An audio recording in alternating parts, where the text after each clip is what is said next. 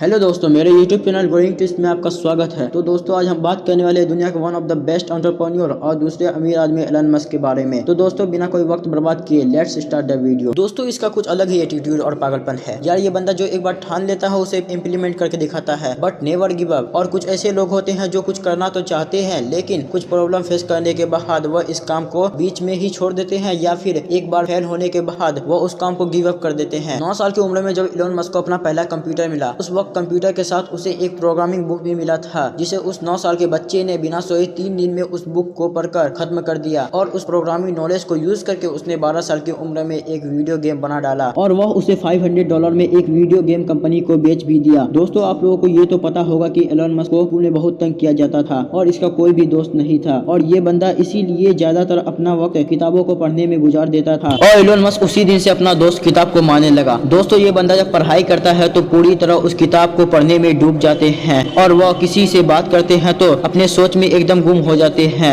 और इसी वजह से उसके पेरेंट्स को लगा कि एलन ठीक से सुन नहीं पा रहे हैं, और इसी वजह से एलन मस्क के पेरेंट्स ने इसके कान का ऑपरेशन भी करवा दिया, लेकिन फिर भी इससे उस पर कोई फर्क नहीं पड़ा। और फिर उनके पेरेंट्स को पता चला कि उनका फोकस लेवल इतना ज्यादा है कि जब वह कोई चीज सोच रहे होते हैं तो उन्हें अपनी आसपास की आवाज तक भी सुनाई नहीं देता है। एलन मस्क बचपन से ही इनोवेटिव होने के साथ ही बिजनेस माइंडेड भी थे, तभी तो ये 12 साल की उम्र में एक वीडियो गेम बनाकर वीडियो गेम पर कंपनी को बेच भी दिया, वरना कौन सा 12 साल का बच्चा खुद का प्रोडक्ट्स बनाकर कंपनी को बेचने का सोचता है। एलन 17 साल की उम्र में कनाडा क्वींस कॉलेज में एडमिशन ले लिया। बचपन से ही एलन अमेरिका जाना चाहते थे, क्योंकि उन्हें लगता था कि वहां पर सभी कंट्री से ज्यादा अपॉर्चुनिटी वहां पर अवेलेबल है, और उन्हें लगता था कि वह यूएसए में ज्यादा इनोवेशन कर पाएंगे। और फाइनली 3 साल बाद 20 साल की उम्र में उसका यूनिवर्सिटी ऑफ पेंसिल्वेनिया में एडमिशन भी मिल गया। अमेरिका पहुंचकर उन्होंने अपने भाई किम्बल के साथ एक कंपनी खोला जिसका नाम था जिप्टू, और यहीं से स्टार्ट हुआ इसका असली दुनिया। जिप्टू के बाद आया X.com, पेपाल। इन सब कंपनियों से एलन मस्क के पास काफी पैसा आ चुका था,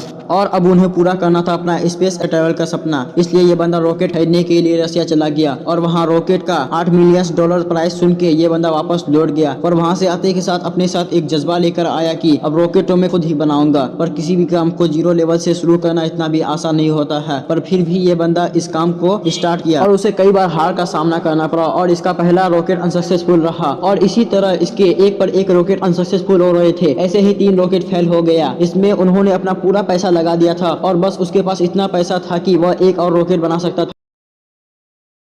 और साथ ही इधर टेस्ला की कंपनी भी डूबने की कगार पर थी। अब इसके पास 2 ऑप्शन था, पहला तो स्पेस में पूरा पैसा लगाकर टेस्ला को डूबने दो, या तो दोनों में आधा आधा पैसा लगाकर दोनों को डूबने दो। उन्होंने दूसरा रास्ता चुना, और फाइनली उसका चौथा रॉकेट लॉन्च कर गया, और साथ ही इसके लाइफ में 4 चांद भी लग चुका था। नासा ने उन्हें $1.5 बिलियन दिया, जिससे उसे फिर से आगे बढ़ने का मौका मिला। दोस्तों, ऐसा कोई पागल इंसान ही होगा कि जो 3 बार फेल होने के बाद भी नहीं रुका। दोस्तों, अगर ऐसा और कोई रहता तो इतना फेल होने के बाद वो हार मान लेता, लेकिन एलन मस्क ऐसा नहीं किया। स्पेस एक्स और टेस्ला के साथ ही उन्होंने और भी कंपनी पर काम करना स्टार्ट कर दिया था, जैसे the boring company, hyperloop, Neuralink, OpenAI. इसी के साथ ही स्टारलिंक प्रोजेक्ट पर भी काम करना स्टार्ट कर दिया। ओपनएआई अभी लॉन्च भी कर दिया गया है। एलन मस्क का बचपन से ही उनका ज्यादा फोकस था प्रॉब्लम, सबसे बड़ी प्रॉब्लम है उसका सोल्यूशन ढूंढना। वह कहते थे प्रॉब्लम नहीं है, उसका सोल्यूशन ढूंढना सबसे बड़ी प्रॉब्लम है। अगर उसे कंपनी में कोई भी ये बोल देता है कि सर ये हो नहीं सकता है, तो वो कंपनी में उसका आखिरी दिन होता था। मैंने कहा ना आपको